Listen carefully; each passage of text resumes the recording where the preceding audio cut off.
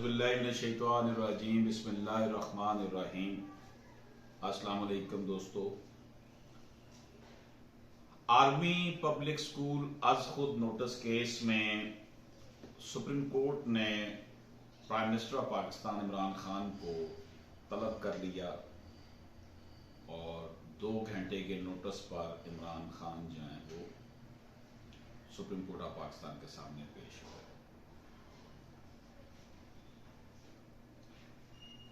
वज़ीर आज़म इमरान खान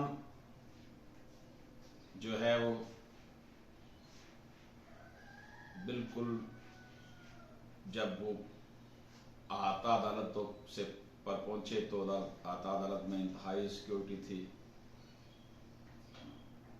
इनका सिक्योरिटी का अमला इनके आने से पहले सुप्रीम कोर्ट रूम नंबर 1 के बाहर अपनी पोजीशन संभाल चुका था। वज़ीर आज़म अब खाली नशिस्तें जो थी उसमें से अपनी नशिस्त पहली नशिस्त में बैठे जो कि चीफ जस्टिस के बिल्कुल सामने थी। जनाब वज़ीर आज़म पाकिस्तान अपने मखसूस अंदाज में टांग पर टांग रख कर बैठे। इनके दाएं हाथ में तस्बीह थी जिस पर इनके हाथ की उंगलियां तेजी से घूम रही थी। वफाकी वज़ीर इत्तलात फवाद चौधरी वज़ीर आज़म की पिछली नशिस्त पर बैठे थे और वो मुसलसल वज़ीर आज़म से सरगोशियों में बात कर रहे थे। जब वक्फे के बाद इस केस की दोबारा समाअत शुरू हुई तो सुप्रीम कोर्ट के चीफ जस्टिस गुलजार अहमद ने अटॉर्नी जनरल से इस्तफसार किया कि क्या वज़ीर आज़म आ गए हैं, जिस पर अदालत ने बताया कि वज़ीर आज़म कमरा अदालत में मौजूद हैं। अदालत के हुक्म पर वज़ीर आज़म इमरान खान को रोस्टम पर बुलाया गया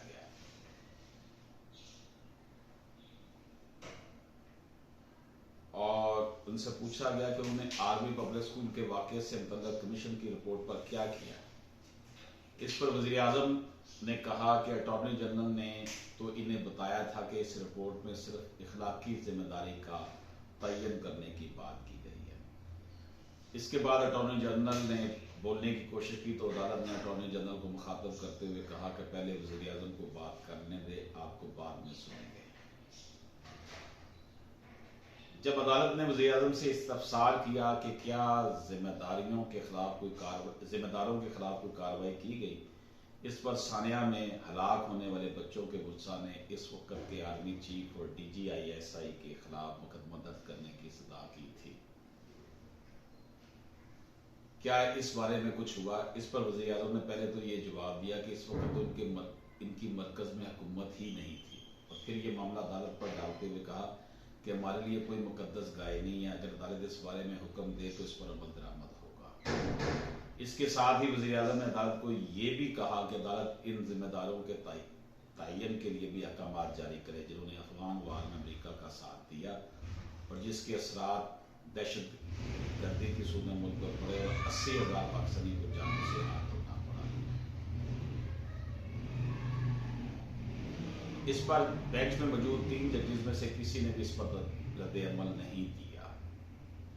बेंच में मौजूद जस्टिस काजी अमीन ने वज़ीर आज़म से पूछा कि मीडिया रिपोर्ट्स के मुताबिक रियासत तहरीक तालिबान के साथ मुआहदा करने जा रही है, तो क्या हम शिकस्त की एक और दस्तावेज पर दस्तखत करने जा रहे हैं?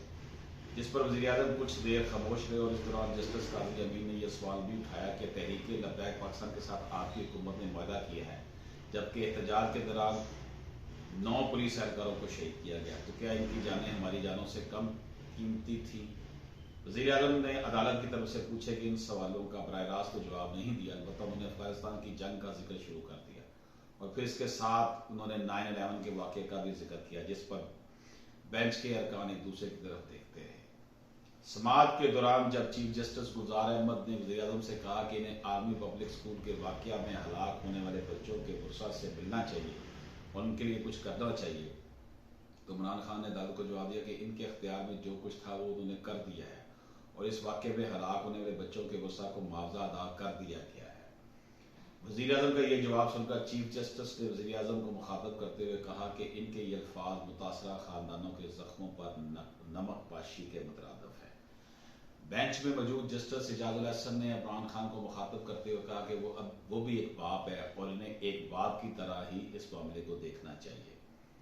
समाअत के दौरान जब बेंच में मौजूद जजेस कुछ मजीद रिमार्क्स देना चाहते थे तो वज़ीर-ए-आज़म ने इन्हें मुखातब करते हुए और हाथ का इशारा करते हुए कहा कि मिस्टर जस्टिस 1 मिनट, और इसके बाद उन्होंने एक मरतबा फिर अफगान जंग और उसके बाद की पैदा होने वाली सूरत हाल पर बात करना शुरू कर दी।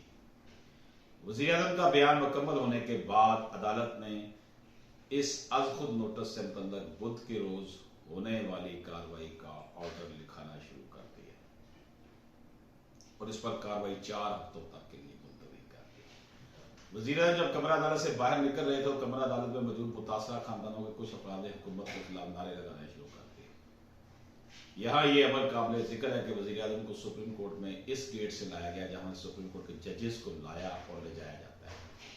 वज़ीर-ए-आज़म की सुप्रीम कोर्ट में आमद के दौरान पाकिस्तान तहरीक-ए-इंसाफ का सोशल मीडिया भी काफी मुतहरक था और जो लोगों को ये बात बता रहे थे कि वज़ीर-ए-आज़म एक आम आदमी की हैसियत से सुप्रीम कोर्ट में पेश हुए हैं, जबकि इस दावे के बरअक्स सुप्रीम कोर्ट के अंदर और बाहर सिक्योरिटी फोर्सेस के एहलकारों की एक काबिल जिक्र तादाद मौजूद थी। दोस्तों, ये मामला जो है आपके सामने सुप्रीम कोर्ट के हवाले से जो कार्रवाई हुई उसकी बात की।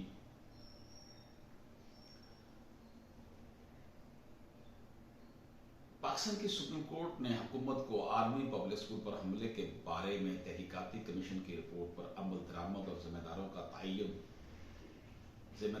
का तयन करने के लिए 4 हफ्ते का वक्त दिया है।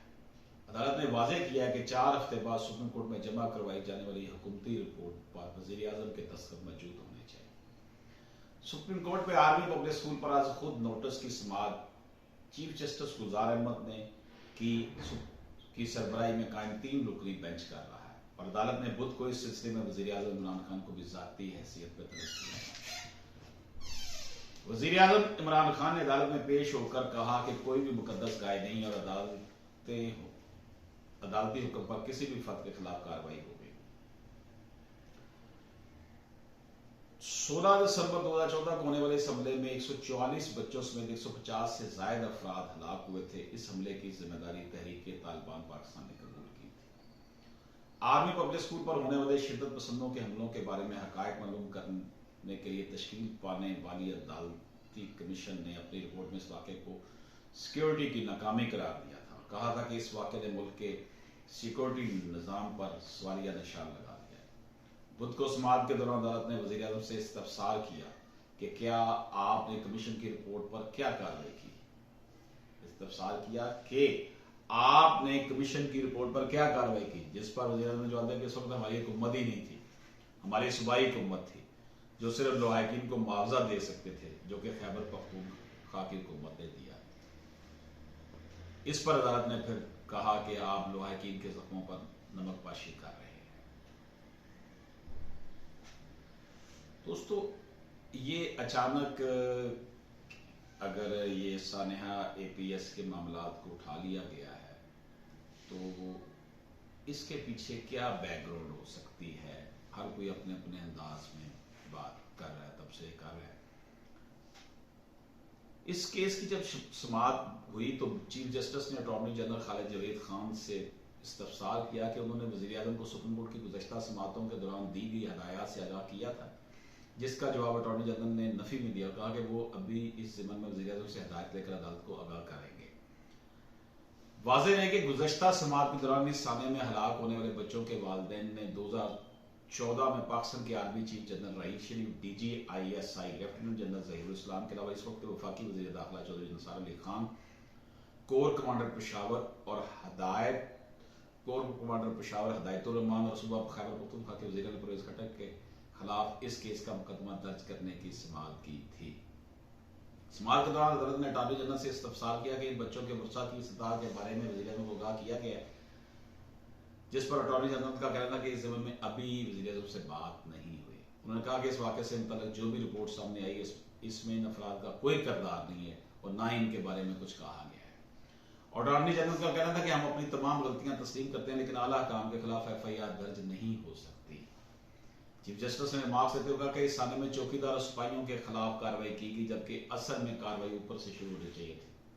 उन्होंने कहा कि ऊपर वाले तनख्वाहें और मुराद लेकर चलते बने, जबकि नीचे वाले मुकदमात का सामना करते फिर रहे हैं। बेंच में मौजूद जस्टिस एजाज उल हसन ने रिमार्क्स दिए कि यह मुमकिन नहीं कि शिद्दत पसंदों को अंदर से सपोर्ट ना मिली हो। उन्होंने कहा कि एपीएस का वाकया सिक्योरिटी की नाकामी थी।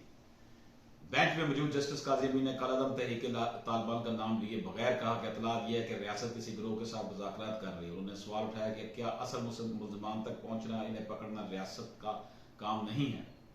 चीफ जस्टिस ने रिमार्क्स देते हुए कहा कि जब अपने लोगों के तहफ़्फ़ुज़ की बात है, मुल्क की इंटेलिजेंसियाँ कहाँ चली जाती हैं।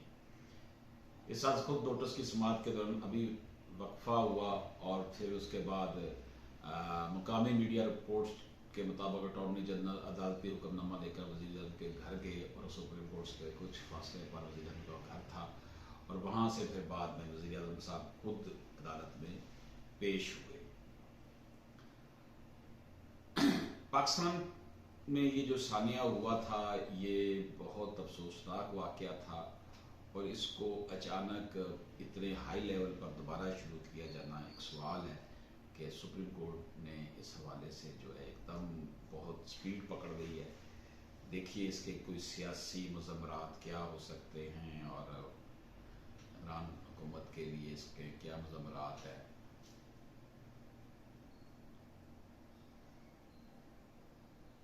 फौजी अदालतों में मुकदमा चलाकर सजा दी है। पाकिस्तानी अवाम ने इस वाक़े में मुलव्वस मुतअद्दिद अफराद को ताहम हलाक होने वाले बच्चों के वालिदैन का मौक़िफ़ रखा कि इनके बच्चे एक छावनी में कायम फौज के ज़ेर इंतज़ाम स्कूल में हसूल तालीम के लिए गए थे। वो जंग के महाज पर नहीं थे और ये कि वो अपने बच्चों की हिफाजत की फ़ीस स्कूल इंतज़ामिया को बाकायदगी से देते थे। तो ये वाक़या कैसे पेश आया, किसकी नापर हुआ, किसकी गफलत का नतीजा था। वालिदैन का यहाँ पे ये भी मुतालबा रहा कि इस सिलसिले में जिम्मेदारी का तयन किया जाए और जिनकी गफलत या लापरवाही से ये अगला इन्हें सजा दी जाए।